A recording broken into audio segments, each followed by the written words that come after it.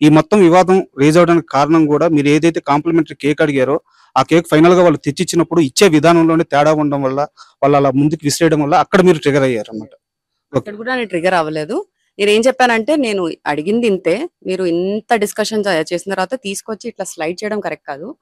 ఒకవేళ చేసినా మీరు దాంట్లో ఏం వేసి తీసుకొచ్చారో నాకు తెలీదు. మీకు నా మీద ఉన్న కోపంతో మీరు ఏమైనా వేసి తీసుకుని రావచ్చు. నేను తినాలనుకోవట్లేదు. మీరే తినండి, మీరే ఎంజాయ్ చేయండి అని చెప్పడం జరిగింది. కానీ నేను అక్కడ కూడా ట్రిగర్ అవ్వలేదు. అంటే ఈ మొత్తం వివాదంలో మీ సైడ్ నుంచి కనిపించే ఒకే ఒక తప్పు ఏంటంటే మీరు లైవ్ పెట్టడం కరెక్ట్ గా పెట్టలేదు.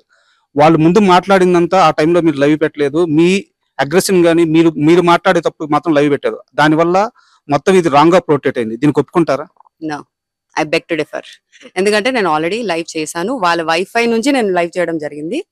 అండ్ అదేంటి 1 అవర్ లైవ్ జరిగింది. నేను పెట్టిన మీ వీడియో కాకుండా వాళ్ళు లైట్స్, ఫ్యాన్స్, ఏసీ